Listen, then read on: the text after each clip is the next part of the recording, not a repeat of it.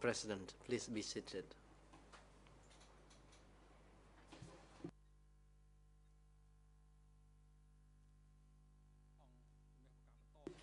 The court is back in session. Today, the chamber will continue hearing the witness, Prum Saran. And there is a reserve witness 2TCW 889, said the President. Mr. Am Hoi, please make a report concerning the attendance of parties to today's proceeding. Greffier. Mr. President, for today's proceeding, all parties to this case are present. Mr. Nguyen Chia is present in the holding cell downstairs. He has waived his right to be present in the courtroom. The waiver has been delivered to the greffier. A witness who is to conclude the testimony today is Mr. Prumsarat, and he is here together with the duty counsel. Today, there is a reserve witness as well, 2TCW 849. Witness confirms that to the best of his knowledge, he has no relationship by blood or by law to any of the two accused, Nguyen Chia and Khieu Samphan, or to any of the civil parties admitted in this case. The witness will take a note before the Iron-clad Club statue this morning. Thank you, Mr. President. President, thank you, Mr. Am Hoi.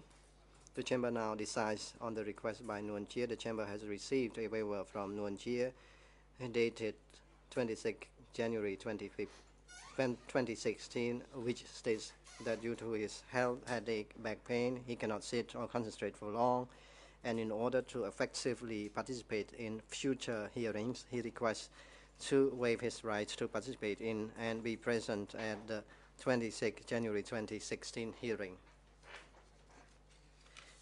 Having seen the medical report of Nguyen Chia by the duty doctor for the accused at the ECCC dated 26 January 2016, which notes that Nguyen Chia has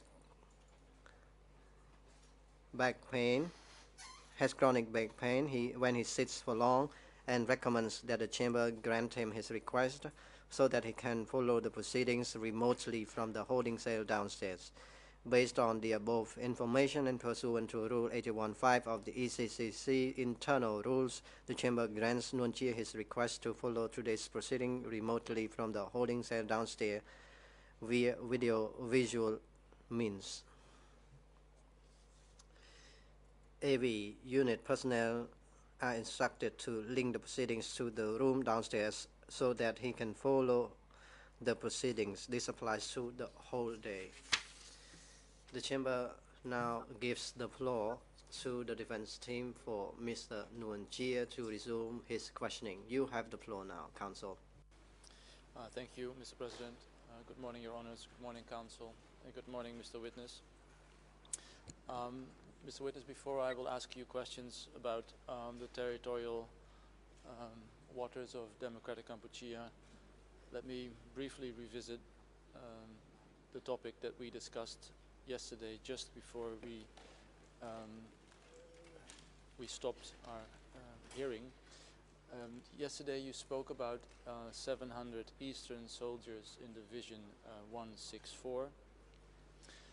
In your WRI, in question and answer A166, you speak about a colleague of yours who was in Division 164.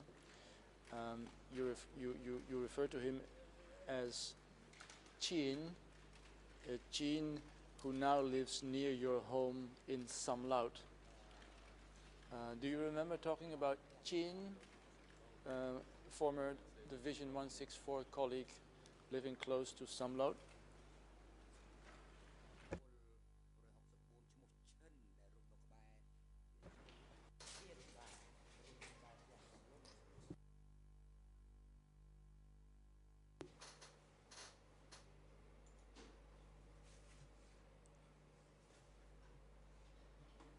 Answer. Chien is now living close to my house in Samlot. He was a former soldier within my company. He is now living. Was he from the east or was he from the southwest zone originally?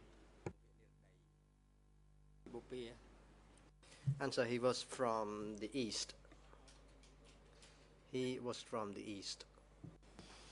Do you remember that at one point in time, Chin was sent to the construction site at Kampong Chnang Airport?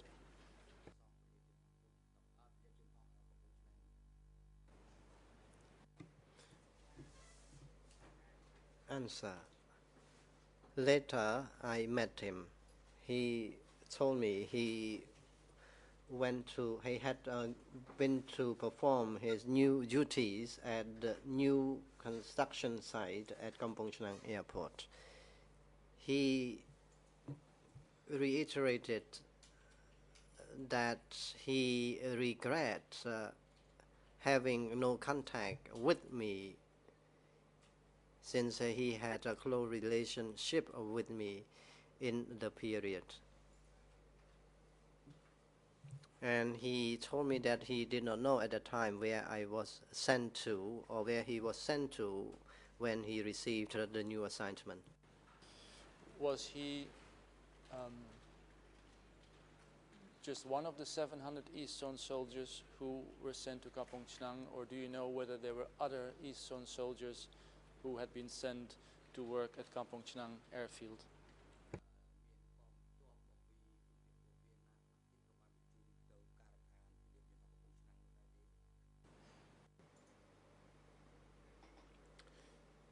Answer. On this issue, Chien did not clarify that point to me. He did not tell me who went together with him. When I met him, he did not tell me who were with him. And he is still alive today, correct?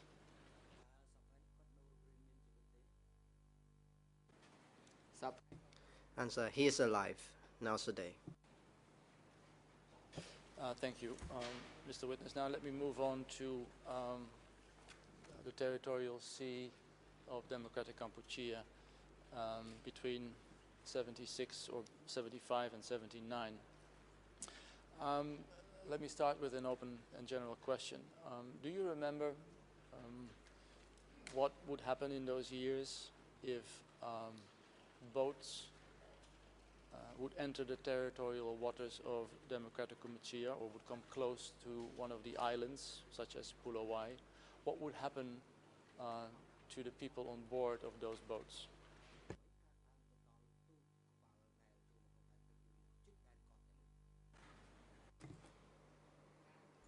Answer. To my recollection, from 1975 to 1978,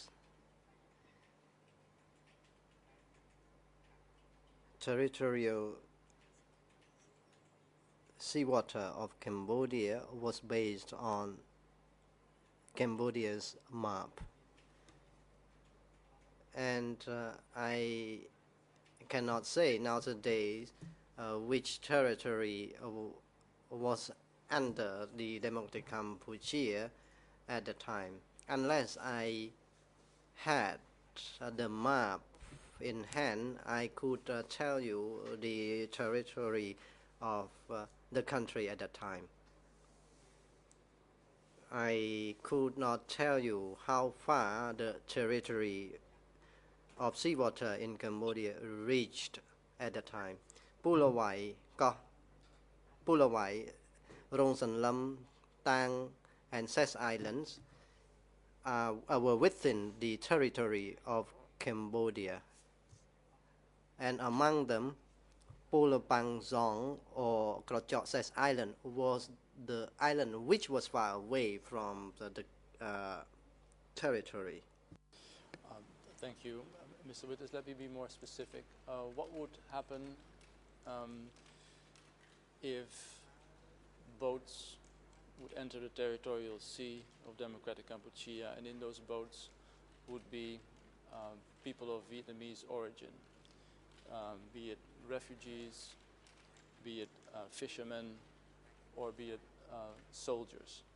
Can you tell us what would happen to these people on board of these boats once having entered the territorial sea of democratic Cambodia?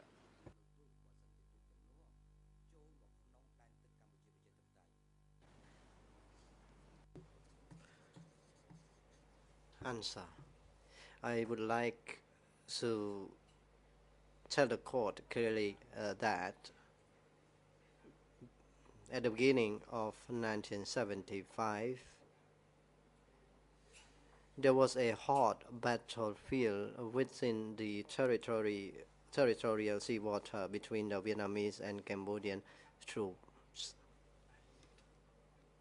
Soldiers of the Democratic Cambodia in Old and New Polowai Islands were arrested and placed on a Kotrol or Troll Island.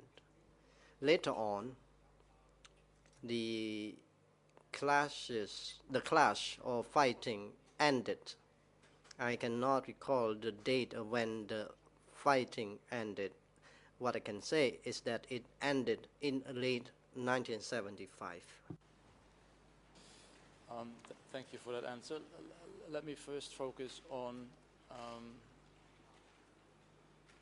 Vietnamese refugees or Vietnamese fishermen.